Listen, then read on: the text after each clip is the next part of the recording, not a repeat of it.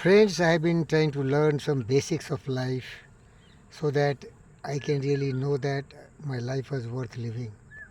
And this can be only possible if we have some understanding of the true knowledge, of the true wisdom.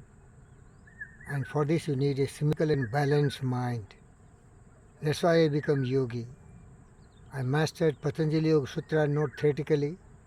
After learning, I practiced in life, and I always try to be a disciplined person, a responsible person, an honest and sincere person, and that's why I prefer to be a fakir, a man without anything, but with a man with wisdom, intelligence, and knowing exactly the ways of life.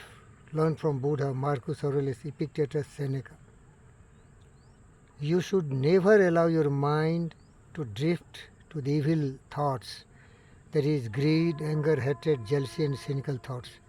There are so many people, they think that they are learning, but they cannot stand the test of the time. I meet some of the friends, rarely I have few. G.V.K. Reddy being one of the wisest men I met in my life, he also failed to become a balanced man. He had a lot of crooked criminals surrounding him. They all become envious of me. Ultimately, Krishna Reddy supported him.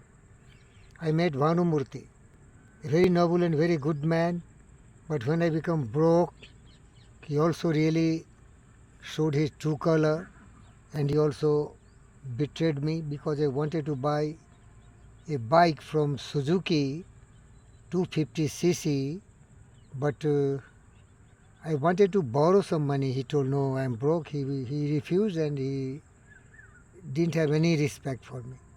Like that, there are a series of people. I have a friend called Dr. Satnarayana, very noble, very good man. But I see very much inconsistency in his life. He becomes sometimes very fragile, very disturbed, ruin everything what is beautiful, sweet, and make bad blood. So many times I have found he becomes suddenly very angry. So what Marcus Aurelius said, do not just look for a good man, be a good man yourself. Yes, so I become really good man. But I don't want to have a company of such people who don't have a stable mind, because I learned from the great Rig Veda 1 and verse, Sangachadam Sambadodam Samumanasi Jantam Deva Bhagam Latha Yatha Purve Sanjanani Pasate. Let's keep our mind symmetrical and balanced and walk on the path of what is goodness. That is honesty, integrity, humility, generosity. This is very difficult. Only those people who knows, only those people who can follow it, that life is very short-lived. You have to be very careful. More I learned about the characters of people, nobody is good. All are evils, because evil is sitting in everyone's mind. That's why yoga says, yoga chittavriti nirodha. Unless a man has really done rigorous experience in self-discipline, self-control, self-restraint, he has controlled the mind, and he knows what is good and bad, only then he can become good man. I knew it. If you free your mind, it will waver, it will drift, it will shift, and it creates chaos. Uncontrolled mind is devil's workshop. So what my best friend Marcus Aurelius said, instead of searching for some good man, be yourself a good man. I have become a good man.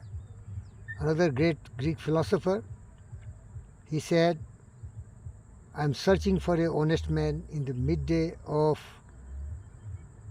Greece on the street of Athens.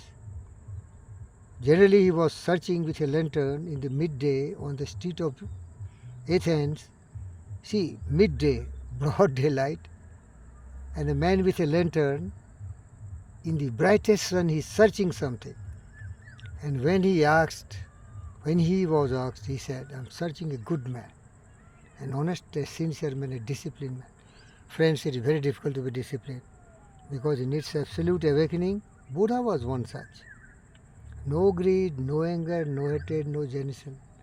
The closest friend has been Dr. Satnarayana. Suddenly he becomes fragile. I don't like people. They may be very beneficial to, very helpful to you, but they are degenerate people. No control. Calmness of mind is one of the beautiful jewels of wisdom. It is the result of a long and patient practice in self-control. It is the reflections of the ripened experience of a man in excellence. The man is excellence who is calm, who is serene. A life that dwells on the ocean of truth, beneath the waves, beyond the reach of the tempest, in the eternal calm. Of course, life is dwindled with a lot of griefs. It is affected by a lot of different difficult situations. But a calm man remains calm. He knows this is the strength.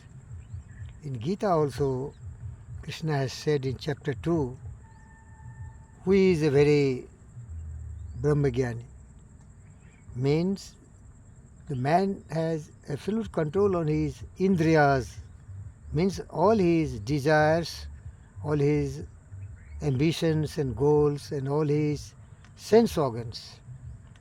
And even when he is betrayed, even when he is deceived, he don't care for that. Because if you react to the action of somebody, reaction will come. So there has to be affirmation to the truth. Don't be swept away by other behaviors. You have only control on yourself, not on others.